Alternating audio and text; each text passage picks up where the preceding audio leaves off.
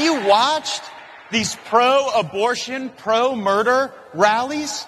The people are just disgusting.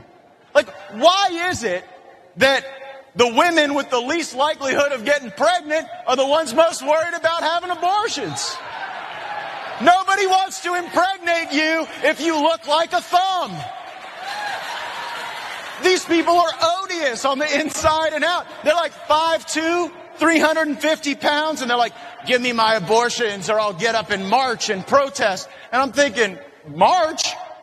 You look like you got ankles weaker than the legal reasoning behind Roe versus Wade. A few of them need to get up and march. They need to get up and march for like an hour a day, swing those arms, get the blood pumping, maybe mix in a salad. Oh my God. Matt Gaetz is so funny and he makes so many good points. So again, Congressman Matt Gaetz, Republican, apparently is delivering the Republicans' best argument in favor of them taking away reproductive rights in the country. And it's simply, you're ugly. A 10-year-old girl had to escape a state in the United States of America to go to another after she was raped and impregnated because that's our laws now. But you know what Matt Gaetz' response to that is? Y'all are ugly. That's his response to these types of things. Okay, so let's go to some more details. How about this? There's some other horror stories since Matt Gaetz is talking about abortion rights activists being ugly. A woman with life-threatening ectopic pregnancy sought emergency care at the University of Michigan Hospital after a doctor in her home state worried that the presence of a fetal heartbeat meant treating her might run afoul of new restrictions on abortion. But you know what Matt Gaetz has to say with that is, you guys are ugly though. That's their argument. You know, at one Kansas City, Missouri hospital, administrators temporarily required a pharmacist approval before dispensing medications used to stop postpartum hemorrhages. That sounds pretty serious because they can also be used for abortions. But keep in mind though, according to Matt Gaetz, these women that are looking for their rights, they're hideous. Also in Wisconsin, a woman bled for more than 10 days from an incomplete miscarriage after emergency room staff would not remove the fetal tissue amid a confusing legal landscape that has roiled obstetric care. But you know what? Maybe you should just go get a salad because that's what we're talking about.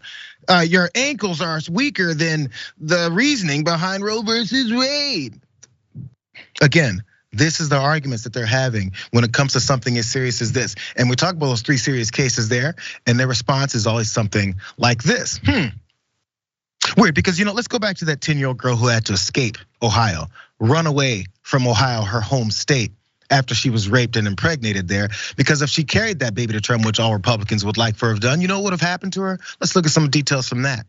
Because this is what pregnancy and childbirth can do to a kid's body, a child.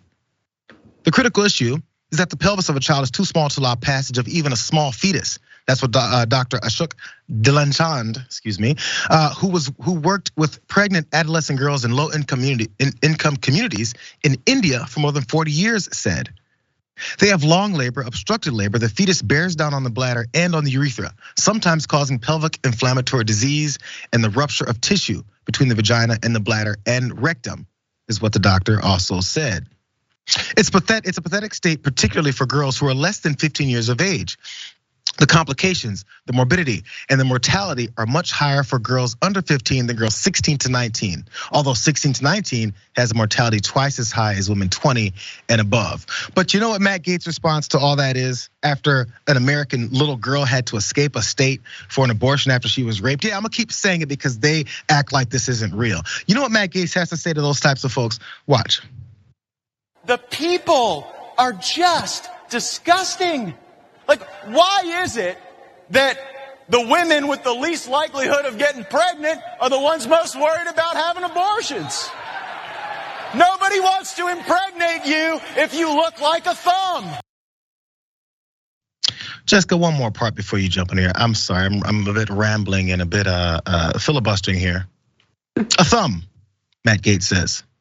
Here's a tweet from this Twitter user called The Wilderness. This guy's giving us pointers on being sexy. A thumb, I want you guys to keep a thumb in your mind. Next tweet, this is left without further commentary as well by another Twitter user. A thumb.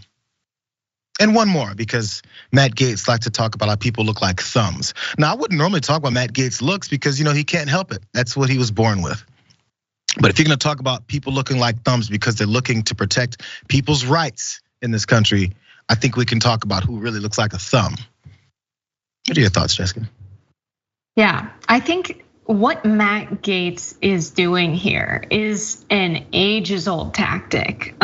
So the way patriarchal societies are set up is men have more power than women, and them maintaining their power depends on them reinforcing this norm that women need validation and praise from men, because their power in society and their comfortability in society actually does depend on men approving of them and men liking them. So by simply saying that X behavior is unattractive, they're discouraging women from doing that behavior. It's how our society is set up. And it's the same thing as when they say women who are outspoken are unattractive, women who are intelligent are unattractive. And it's because these are behaviors that are inconvenient for men who want to stay in power.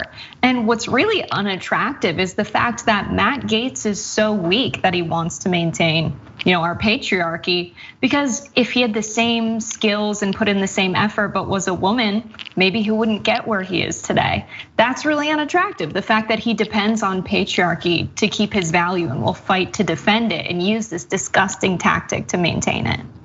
What's crazy, I think it was Adrienne Lawrence tweeted it, maybe she retweeted someone. So I'm gonna go ahead and give her the credit because that's where I saw it.